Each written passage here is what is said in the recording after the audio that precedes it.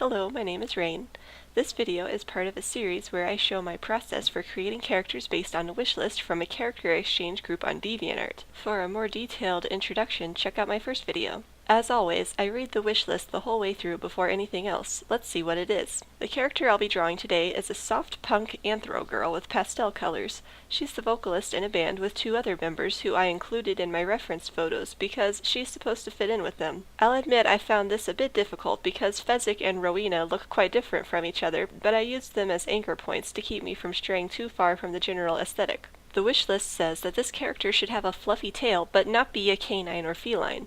A squirrel was the first animal that came to mind. She is supposed to have unnatural colors, but I wanted to keep them neutral to contrast against the pastels, so I decided to give her white fur. What should she wear? Based on the description and the fact that I'd already chosen a squirrel, I was thinking of a feminine girl with an independent artistic streak. She would have dyed hair and wear a cute skirt of some kind. A flower motif would also fit. These are all things I worked out ahead of time before getting started. I always have a basic personality in mind when I draw any character, which influences their pose and expression. Props are also helpful for revealing some aspect of a character's hobby or profession. She has a metal wand with a 6-petal flower design and a ribbon tied to the bottom with some beads on it. I always try to fix the base pose because this is the framework for the rest of the picture. A good sketch makes a solid foundation for the design. During this process you can see me moving around the leg, arm, fingers, head, and ears until I'm satisfied with it. The whole time I'm flipping the picture back and forth to catch any errors, such as one ear being higher than the other or an off-balance foot. Now that I've finished the basic pose, I can fill in the details.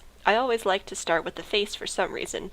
I pulled up some reference pictures of squirrels so I could get the shape of the nose just right and draw her ears correctly. Since she's got a soft punk theme, her unevenly cut hair is in a side braid hanging over one shoulder. I liked the first concept sketch I did for her outfit, but it ended up not looking very punkish, so I started over. This time I did a detachable collar with a button-down short-sleeve dress that had a lace top and lace trim around the hem. She's also got a ribbon tied around her forearm to echo the shoelaces. I wasn't completely happy with the face, so I edited a couple things before getting started on the line art. The way I draw anthros usually takes some liberties with the inspiration animal, fitting its features to a more human-shaped head. I would have made her legs more squirrel-like, but the other band members have plantigrade feet, so I matched that style.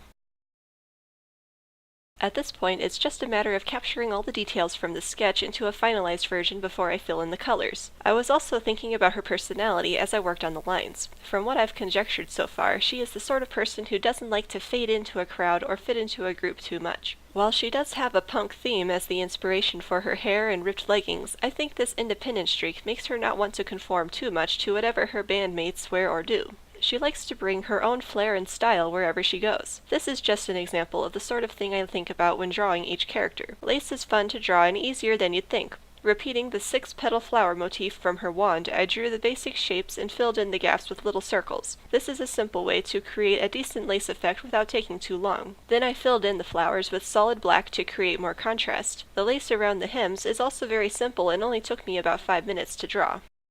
Finally, I can get started with coloring her in.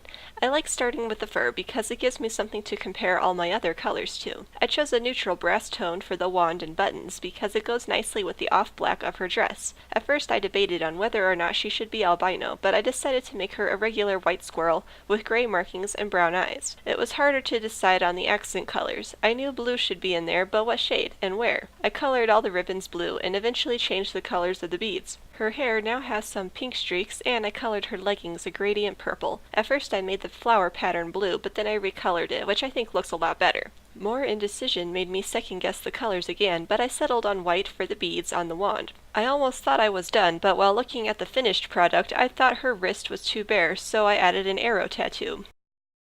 I think it helps give her that free-spirited artist vibe I was going for. Now she's ready to go. I hope you enjoyed watching this video. Let me know if you found it useful or if there is something I should elaborate on in a future video. Feel free to share it with people you know who might like it too. Thanks!